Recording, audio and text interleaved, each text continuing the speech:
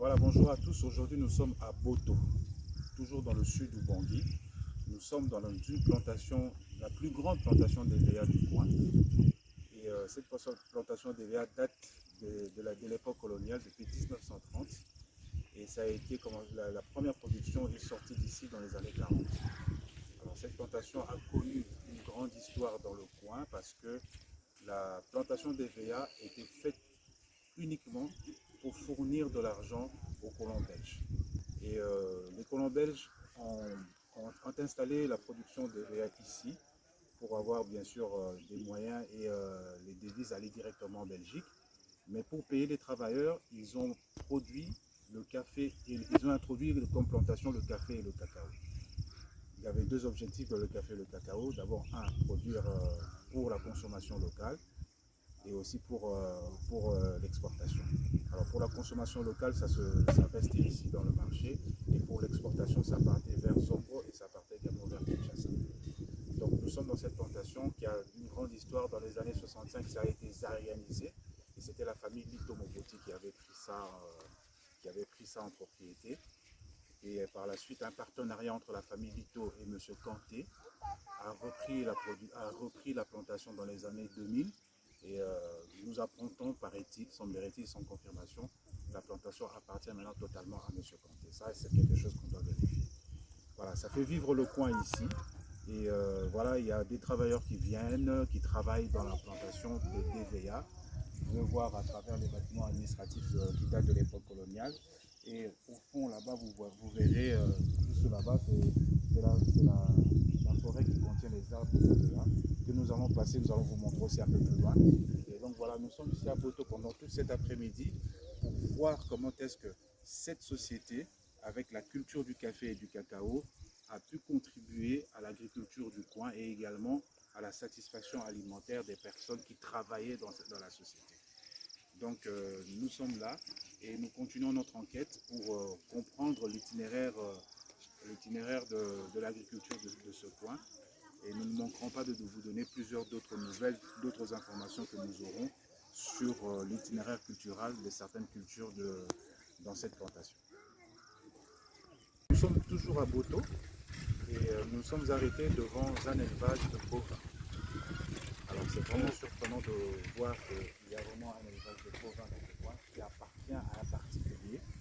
Et nous voulons aussi savoir comment est-ce que la production se fait, comment est-ce qu'il les élève, l'itinéraire de la production, tout ça nous allons chercher à comprendre là aussi. Mais comme vous voyez, ce sont de très belles races et ils sont de très bonne santé également. C'est pas une production laitière, c'est une production beaucoup plus pour la viande. Donc pour la production laitière, il faut aller un peu plus loin d'après ce qu'on nous dit. Et voilà, c'est un très beau troupeau composé d'une quinzaine de vaches et qui est là, qui est en train de, selon l'explication qu'on nous donne, le matin ils sortent, à midi ils descendent dans le cours d'eau pour qu'ils puissent avoir de l'eau, et le soir ils rentrent dans l'exploitation où ils trouvent encore quelques cultures à manger pour passer la nuit, et le lendemain matin ils ressortent encore. Voilà, donc nous sommes dans une grande exploitation d'élevage de bovins qui est très impressionnant dans le coin. voir une exploitation de bovins comme ça dans le coin, dans le sud au Bangui, c'est quelque chose de très très très positif. Et nous allons aussi également étudier comment est-ce que l'exploitation du bovin peut contribuer à la sécurité alimentaire, non seulement du sud du Bangui, mais également du Congo tout entier, de la province Équateur, pourquoi pas. Parce que des exploitations comme ça, ce sont des exploitations à encourager pour que nous puissions combler le déficit alimentaire en viande en République démocratique du Congo. Maintenant, avec le propriétaire du troupeau de vaches que nous avons vu au-dessus, nous l'avons suivi jusqu'à chez lui à la maison pour qu'il nous explique son activité. Qu'est-ce qu'il fait comme activité à part la production d'élevage et qu'est-ce qu'il en fait. Donc, vous pouvez vous présenter, nous dire qu'est-ce que vous faites, pourquoi vous faites l'élevage et qu'est-ce que vous faites à côté. Nous voulons savoir quel est votre revenu derrière tout ce que vous faites ici. Bon, dans un premier temps, moi, je réponds au nom de Ndumba Boundo Jean. Moi, je fais cet élevage pour m'aider à payer les frais scolaires de mes enfants, parce qu'il n'y a pas de travail. À part ça, je fais, donc grandement, c'est la pêche. Ce qui m'aide chaque fois, c'est la pêche. J'ai des gens qui m'aident et puis on travaille avec eux, je les paie. Donc, chaque année, même maintenant, comme je vais vous montrer un exemple de poissons salés qu'ils me font là-bas. D'accord. Et puis, j'ai fait aussi l'élevage, La production la du café. production du café. Ok. Et la production du café, c'est quoi? C'est une activité connecte qui vous rapporte beaucoup plus ou bien c'est aussi un complément de revenus? Bon, c'est-à-dire, c'est la première fois que je vais commencer à produire cette année parce que j'avais acheté ça depuis 2019. C'est le café de Barça qu'on avait fait les pépinières ici. D'accord. C'est sa première année d'exploiter. C'est ce que je vais récolter cette année. D'accord. Ok. Alors la question vient beaucoup plus pour l'élevage. Vous dites que vous ne faites ça que pour la production seulement de la viande ou bien il y a aussi l'extraction laitière? Non, l'extraction laitière, c'est pour la vente seulement. C'est pour la vente seulement. Oui. Et comment est-ce que se passe la reproduction alors? La reproduction des génisses, la production des femelles, comment est-ce que vous faites les croisements, tout ça? Donc moi, à chaque fois, je laisse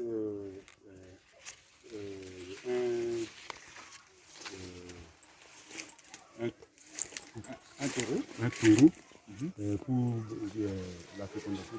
pour la fécondation. Donc le taureau reste ici et lorsqu'il y a maintenant reproduction, les génisses, qu'est-ce que vous en faites? Les génisses, je les laisse et puis elles commencent à se multiplier. Vous ne vendez pas les génisses. Je ne vends pas les Vous génisses. vendez seulement les animaux à maturité. Beaucoup plus les femelles et les taureaux. Les femelles, bon, parce qu'ici, il y a des gens de mauvais cœur. Je viens de vendre une femelle parce qu'on l'a blessée grandement. Même l'autre là-bas, on l'a blessée ici. C'est lui qui a dit. Je le vends peut-être involontairement. D'accord. Ok. Donc vous avez un problème de sécurité des troupeaux, c'est pour ça que vous avez construit ces petites crânes ici. D'accord. Ok. Voilà, donc vous avez suivi comment est-ce que qui est un entrepreneur, il est plein de volonté, mais bon, faute de moyens, ils vont carrément ces génisses, faute de moyens aussi de structure de production. Donc ils vont ces vaches en entier. Et voilà, donc nous allons continuer. Il va nous montrer les productions de poissons qu'il fait c'est à partir de la rivière qui est juste à côté. Et comme ça, nous allons continuer également pour voir d'autres personnes. Merci. Le bateau, ce qui sert de port pour l'évacuation des produits. Comme vous voyez, nous sommes sur la rivière. Et les bateaux arrivent ici, surtout en période de grande pluie. En période de grande pluie, là où nous sommes, c'est rempli d'eau. Là, nous sommes en période, en fin de saison sèche, on est en train de rentrer dans la saison de pluie. Donc, c'est dans ce port où il y a l'activité d'évacuation de produits agricoles du coin. Donc, là, vous trouvez que c'est un espèce de port qui sert également d'une rivière qui fait vivre la population.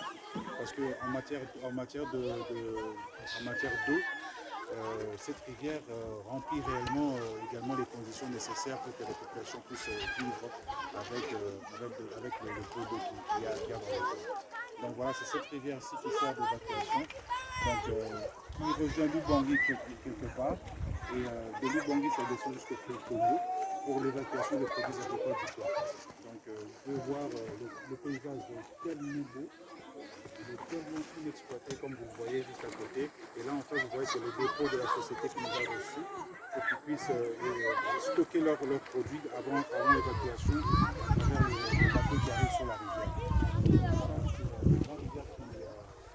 La rivière de Boto qui permet l'évacuation des produits agricoles.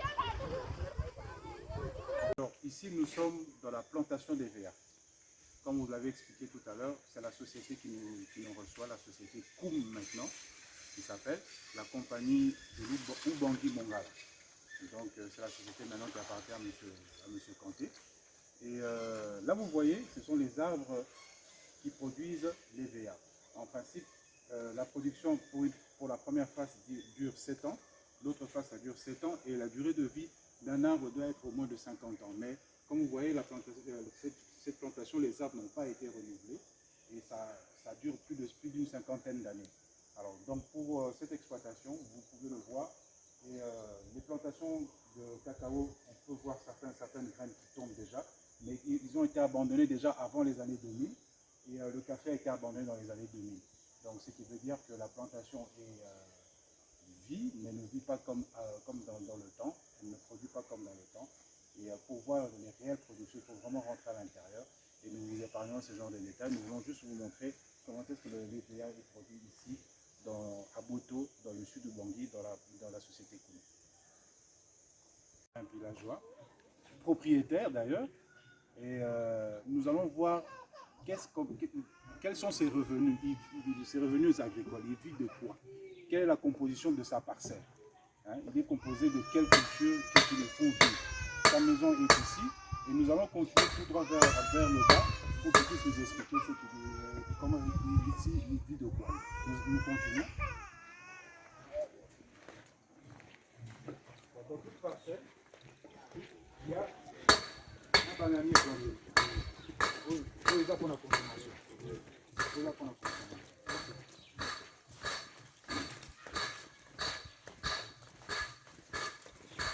Et ici, c'est Wissy. C'est la forêt.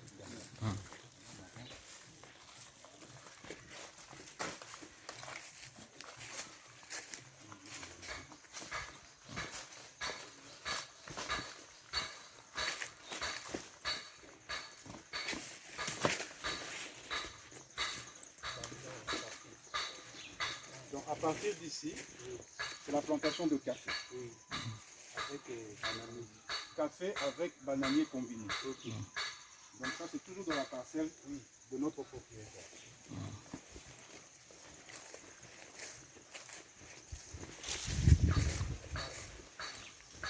Et dans chaque parcelle, comme il le décrit, il doit avoir un palmier. C'est nombreux. Il y a plusieurs palmiers. Il a plusieurs palmiers dans sa parcelle.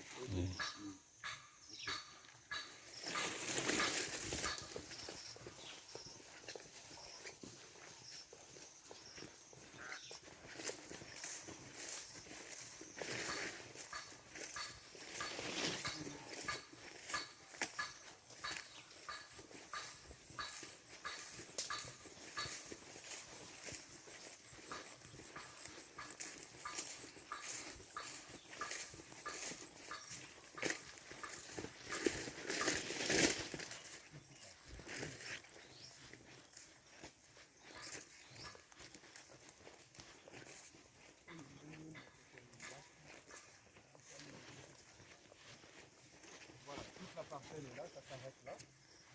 Donc, longueur est combien? 175. Donc, 175 mètres de long, sa parcelle, à partir de sa maison. Et dans ces 175 mètres de long, vous voyez bien la plantation, il a planté du café, des palmiers, des bananiers. Et ensuite, il me dit qu'il a aussi un troupeau de chèvres, mais qui sont déjà partis en divagation pour revenir dans la soirée. Et également, il a des cochons, il a également des canards aussi en sa possession. Voilà ce qui est composé, une parcelle d'un propriétaire ici dans le village de Boto. Nous allons continuer encore à investiguer quels sont ses revenus. Il me dit que ce sont ses revenus à lui, c'est issu de la vente de tout ce qu'il plante ici. Mais il se sert aussi pour en manger.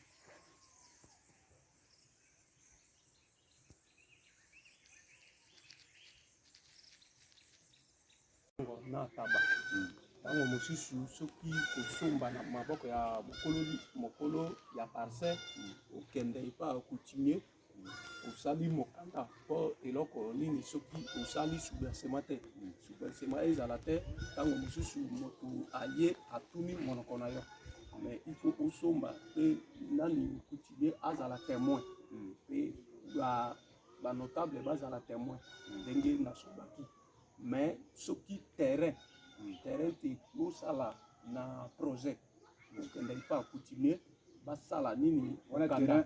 terrain ezali On ya a mutu te, ezali ya mboka. Ok, Donc il faut qu'il n'est pas chef coutumier. ok, Oyebise elo ningo sa na terrain wana, Ok. comme ça ya apesu yango et ok nango na groupement pour na ba kosala mikanda nyonso. merci. Ok. Donc toyoki pour na attribution à terrain awa, pour na accession à terrain, il faut absolument qu'on ne soit pas chef coutumier, même à au sommet et pas à Moutou. Il faut qu'il n'y ait pas chef coutumier pour ça mikanda, pour sécuriser nos pangoni. Donc voilà, c'est ce qu'on voulait comprendre. Comment est-ce qu'il a eu cette grande étendue, une grande étendue de plus de 100 mètres de long. Oui. Et voilà, il fait ses cultures, il vit avec, il vit, d'abord c'est pour la consommation, et l'excédent est vendu, et le fruit de la vente permet à ceux qui puissent acheter d'autres produits pour son côté.